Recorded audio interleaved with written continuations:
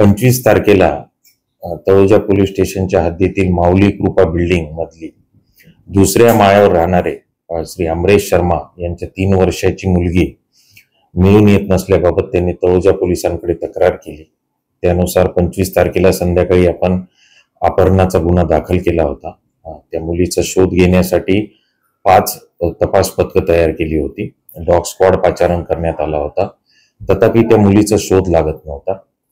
काल संध्याकाळी 11च्या दरम्यान तळोजा पोलिसांना माहिती मिळाली की त्या मुलीचा मृतदेह तिच्या राहत्या घरी जे टॉयलेट आहे त्या टॉयलेटच्या सज्जावर एका रेक्झिन बॅग मध्ये मिळालेला आहे।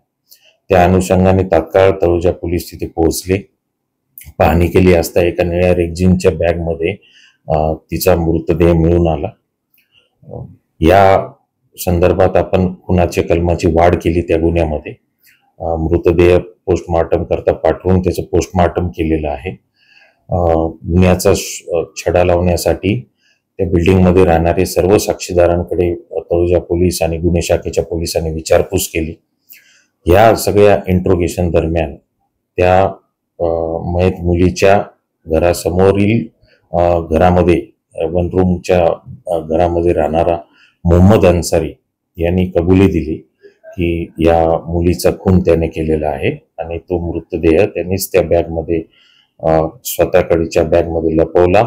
आणि जेव्हा मयताची आई सगळे कुटुंबीय तिचा शोध घेण्यासाठी घर उघडं ठेवून बाहेर निघून गेले होते, तेव्हा त्यांनी गुपचूप ही बॅग लपवून ठेवली होती त्यांच्या टॉयलेटच्या सज्जावर।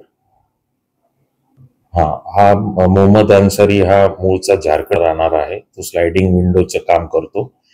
त्याला अटक करून पोलीस कस्टडी रिमांड मागण्यात येणार आहे आणि ह्या गुन्ह्याचा तपास वरिष्ठ पोलीस निरीक्षक भगत हे करत आहे। आरोपीने आतापर्यंत झालेल्या इंट्रोगेशन मध्ये सांगितलेलं आहे की त्याच्या बायकोचं आणि मयताच्या आईचं मुलांच्या खेळण्यावरून वाद व्हायचे सारखे, त्याचा राग त्याच्या मनामध्ये होता। त्याचप्रमाणे आरोपी याला झुपी नावाच्या मोबाईल गेमिंग ॲपचा शौक होता, त्यामध्ये तो 42,000 रुपये हरला होता। या सगळ्याच्या टेन्शन मध्ये तो असं सांगतो की त्यांनी या मुलीला असं ठरवलं होतं मारायचं आणि त्यानंतर तो मृतदेहाची विल्हेवाट लावायची आणि तिच्या वडिलांकडे खंडणीची मागणी करायची। तथापि जेव्हा मुलगी मिळून येत नसल्याचं कळल्यानंतर तिथं पोलीस आले आणि त्याला ही बॅग बाहेर कुठं नेण्याची संधी मिळाली नाही, त्यामुळे त्यांनी ती बॅग समोरच राहत असलेल्या मयताच्या घरामध्ये टॉयलेटच्या सज्जावर लपवली।